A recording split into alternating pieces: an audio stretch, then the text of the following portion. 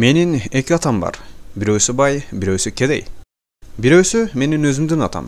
Бирөөсү болсо өзүм ата кылып алган бай атам. Ассаламу алейкум урматтуу достор. Бүгүнкү видеодо биз сиздер менен акчаны кантип туура пайдаланыш керек, ошол тууралуу кеп кылабыз. Ал үчүн биз сиздерге Роберт Кийосакинин Бай атам жана Кедей атам аттуу китебинен кыскача түшүндүрмө которуп даярдап койдук. Анда эмесе баштадык. Роберт Кийосакинин эки атасы. Бирөөсү өзүнүн атасы, экинчиси миллионер болушуна себепчи болгон жакын досунун атасы. Роберт Кийосакинин атасы доктор наук болгон, университетте мугалим болуп иштеген. А экинчи атасы болсо 8-классынан эле мектепти таштап, жашоонун кыйынчылыктарын опыт аркылуу үйрөнгөн киши. Экөөсү тең жакшы жашаш үчүн жетиштүү акча табышкан. Бирок өзүнүн атасы профессор, доктор наук болгонуна карабай, каза болгондон кийин балдарына төлөнбөгөн налогтор менен карыздарынан башка эч нерсе калтырган эмес. Ал эми экинчи атасы болсо, тактап айтканда досунун атасы Американын Гавайи аралдарынан эң бай адамдарынан болуп, балдарына миллиондогон доллар акчаларды калтырып кеткен. Акча табуу дагы бул өзүнчө чоң бир илим. Акчаны кантип табыш керектигин мектепте же университетте бизге үйрөтүшпөйт.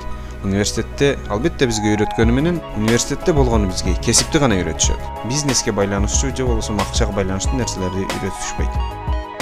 Албетте университет бизге кесип үйрөткөнү жакшы. Бирок акчаны кантип пайдаланганды үйрөтпөйт. Көпчүлүк ата-энелер окуп бир кесиптин ээси болуп, ишке кирип, айлык алып, бир калыпта жашоону гана сунушташат.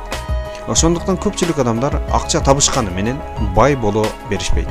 Дүйнөдө 1% адамдар акчаны туура пайдаланганды билишет жана бай адамдардын катарына киришет. Ал эми сиздин ата-энеңиз ошол 1% акчаны туура пайдалана алган адамдардын катарына кирбесе, анда сизди дагы ата-энеңиз окуп, билим алып, кесипке ээ болуп, бир калыпта гана жашоону үйрөтө алышат. Албетте бул жерде ата-энелерди күнөөлөгөнгө болбойт. Себеби алар дагы дүйнөдө калыптанган жашоо принциптери менен чоңоюп калышкан. Эми болсо ата-энеңиз сизди дагы ошондой бай адамдардын катарында болушуңузду каалаганы менен андай болууга үндөй алышпайт. Тактап айтканда, алар сизге жамандык каалашпайт, бирок өздөрү да туура жолду билишпейт. Туура жол дегенибиз албетте акчаны кантип туура таап, туура пайдалануу деген жөнүндө кеп. Акчага байланыштуу китептерди такыр окушпаган. Жашоого керектүү болгон орусча термини менен айтканда, финансовый грамотность дегенди билишпейт. Ошону менен бирге өздөрүнү өзгөртүүдөн да коркушат. Себеби айлыктан айлыкка иштеп үйрөнүп калышкан. Ошондой учур менде да болгон. Менин үй бүлөм ошол 1% бай адамдардын катарына кирген эмес. Алар мени бай адам болуунун ордуна мага кедей болууну үйрөтүшкөн. Ар дайым алар мага университетке тапшырып, диплом алып, карьера улап, тепкичтен тепкичке көтөрүлүп, айлык акы алып, өздөрүндөй бир калыпта жашоомду каалашчу. Керек болсо менин чакан жеке кичинекей бизнесим болгон күндө дагы ата-энем мага: балам, кана эми сен дагы жумушка орношсоң? Балам, сен жумуш издеп жатасыңбы?" деп сурашчу. Ошон үчүн мен өзүм каалаган юридический факультетке эмес, ата-энем каалаган окууга тапшыргам. Бирок мен Бай атам, Кедей атам китебин окугандан кийин бул китеп мени көп нерсеге үйрөткөнүн түшүндүм. Бул китептен мен университетте 4 жылда алган билимимден дагы көп билим алдым десем жаңылышпайм. Ушул китептин авторлору менин миллионер болушума негизги түрткү болушкан. Ошентип биринчи курстун аягында мен жеке бизнес менен алектене баштадым.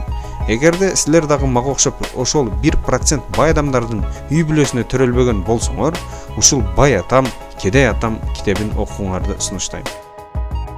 Көпчүлүк ойлойт, канчалык айлыгыбыз көп болсо, биздин материалдык муктаждык дагы аз болот. Баарына жетет дешет. Бирок чындыгында биз канчалык көп акча таппайлы, акчаны туура пайдаланганды билбесек, анда бул пайдасыз. Ооба, көпчүлүктүн проблемасы биз тытынып акча үчүн иштейбиз. Күчүбүздү, энергиябызды акча үчүн кетиребиз. Бирок маанилүүсү, акча үчүн иштеп жатасызбы? Токтоңуз. Эми акча биз үчүн иштөөсүнү үйрөнөлү. Акчага кул болуп иштебейбиз. Тескерисинче, акча биз үчүн кул болуп иштесин. Акчаны акча табат. Акчаны акча табуусу үчүн, ал үчүн бизге эки финансылык терминди түшүнүүбүз зарыл болот. Биринчиси активдүүлүк, экинчиси пассивдүүлүк. Актив деген бул сиздин акчаңызды көбөйтүүчү финансылык термин. Ал эми пассив тескерисинче сиздин акчаңызды азайтуучу, коротуучу термин.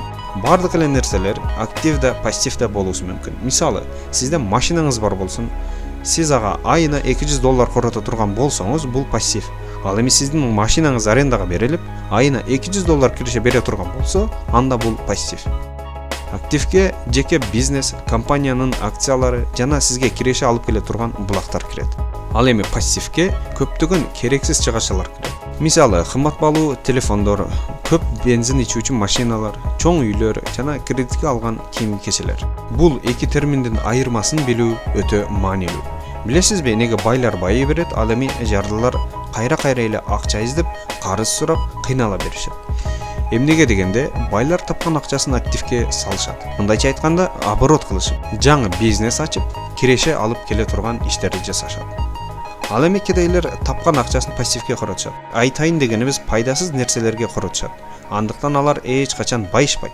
Тескерисинче, байкуш бойдон айлыктан айлыкка жашап жүрө беришет. Качан гана ой жүгүртүүсүн өзгөртүп, өздөрүн өзгөртмөйүнчө ошондой абал улана берет. Эмне үчүн адам өзгөрсө болбосун? Өзгөрсө болот. Өзгөрсө болот албетте. Тапкан акчаны жаңы телефон, ашыкча шопинг, кымбат баалуу машина, мындайча айтканда чыгарышаларга корото бербей, качан гана сиз байыганга чейин акчаларды активге жумшооңуз зарыл. Мен кымбат баалуу телефон, брендовый магазиндерден кийим албайм. Менин айланымдагылар билишет, менин арзан эле телефон колдонушумду жакшы билишет. Ошон үчүн мен 17 жашымдан тарта көптөгөн бизнестерди ачкам.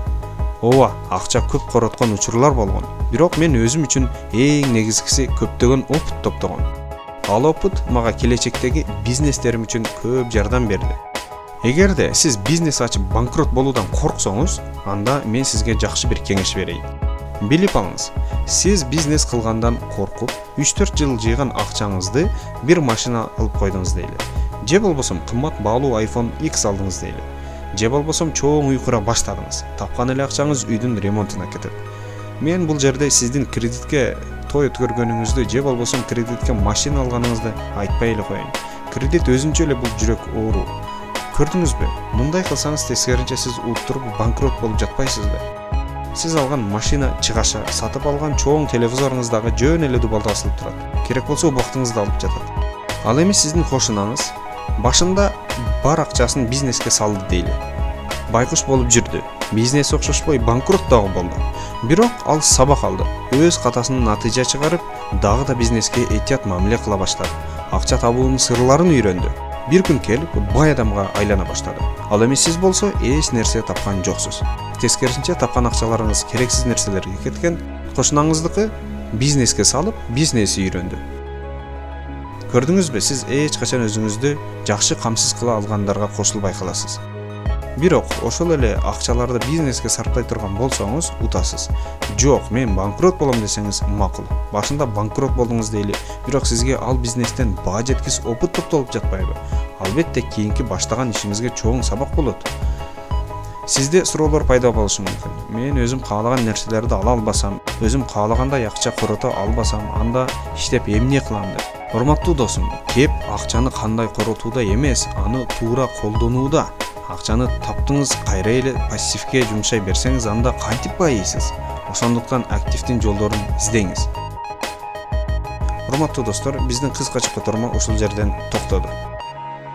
Бул китеп дүйнөгө аты чыккан авторитеттүү китептерден болуп эсептелет. Аны окуп койсоңуз сизге жакшы эле мотивация берет. Ал эми бул кыскача бизнес насааттан мен мындайча жыйынтыкка келдим. Эң биринчи адамга эсеп керек. Анан бизнес баштагандан коркпой баштай бериш керек. Себеби жогоруда айтылгандай баары ошол тапкан акчаңызды той топурга, ашыкча эле чыгашаларга кетип калат. Андан көрө кичинекей бизнес баштасаңыз утасыз. Бир күн келип чоң ийгиликтерге жетишесиз. Урматтуу достор, биздин каналга көз салып туруңуздар. Эгерде биздин канал 10 000 подписчикке жете турган болсо, буюрса Кыргызстанда кандай жакшы бизнестерди баштоого болот, кең эле маалымат бергенге даярбыз. Ал үчүн бизге 10 000 подписчик керек. Пейлиңизди кенен кылып, биздин каналга подписаться кнопкасын басып, видеобузга лайк басып коюшуңузду сизден өтүнөбүз. Кийинки видеолордон көрүшкөнгө чейин сак саламатта болуңуздар.